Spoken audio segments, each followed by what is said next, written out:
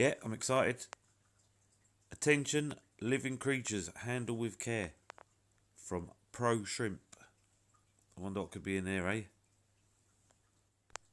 They've come in a pretty solid box. You'd be confident in that. And clearly marked fragile all over with tape.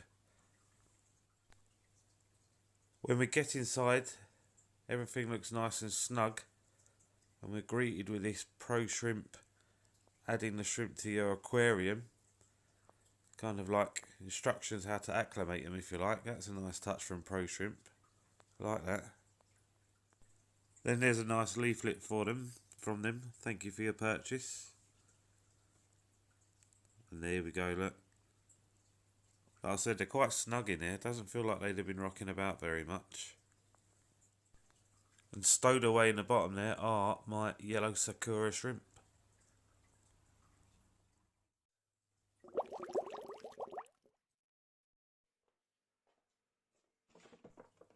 To acclimate them, we want to take our time, because they're shrimp. So we're going to cut the bottom of this milk jug off. Milk carton, sorry. Bottle. It's a milk bottle. Chop the top off, and we're going to use that to stand the shrimp in. So we want to keep the bag intact. If you twist the end of your bag when there's a knot, and then push it towards where the knot is, it kind of loosens it off for you. Then we can gently lower our bag down into our acclimation container. Gently as we can, and then roll the top of the bag down like that. That's going to help the bag keep its shape. And now we've done that, we can have a wee peek, look. So the next thing we want is a wee bit of air tubing. And one of these adjustable air valves. So as you turn it, as you open it and close it, lets more or less air through. That's going to be water in our case, because what we're going to do is start a vacuum. No, we're not. We're going to start a siphon from the tank that the shrimp are going to go into, down our wee air tube and drip out the end of our valve. This is why I like the control valve better than just tying a knot in the line, because it's easier to adjust the amount of drips that are going into your bag, and we're looking for about 1 or 2 drips per second. When the water level's reaching near the top of the container, we need to start thinking about draining off some of the water, and we're going to drain off probably about half of the bag this time. We need to be as careful as we can, so we've got the net there just to catch any wee shrimp that dart out, but hopefully that's not going to happen. Need to check the net when we're done though, you know, sometimes they just slip out and you don't notice. And then we're going to do the same thing a second time. So back to the acclimation container, and then we'll get our siphon going again.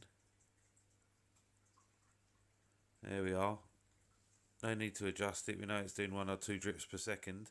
And we'll let that bag fill so it's nearly at the top of the container there. At this point we can totally shut off our valve, so no water's running through it. Pull our wee guys out of the container. Now we're going to empty the bag for a second time, probably about 2/3 of the water, because what we're going to do next is float to the bag. I know with fish you probably would have done that first, right? But when you think about it, while we've been drip acclimating, the water in the bag has probably lost temperature a lot quicker than the tank has. So we need to equalise that before we drop our shrimp in. There they are, look. Awesome, aren't they? If you leave them for about half an hour, I reckon the temperatures should equalise out. And then we just get our trusty shrimp net. Grab our shrimp. There we go. These are so good, these shrimp nets, by the way. Dead handy if you have shrimp. And I think I've got every single one of those in one scoop here. Always need to be really careful to check your bag though. Can sometimes find ones hiding away in the corner that you miss and stuff. But this is when I first put them in, and then I put the light off after that for a little while to let them settle in. Normally I wouldn't have the lights on for most of that process to less stress them. because I was recording, I did this time. But once they've settled in, start to colour up a wee bit. Look, they're just gorgeous. I already had a few of these in this tank, but the idea is that by adding ones from a different source, hopefully that's increased the gene pool that they can draw on when they're breeding, which I hope they do. No reason why they wouldn't. Either way, I'm going to enjoy them.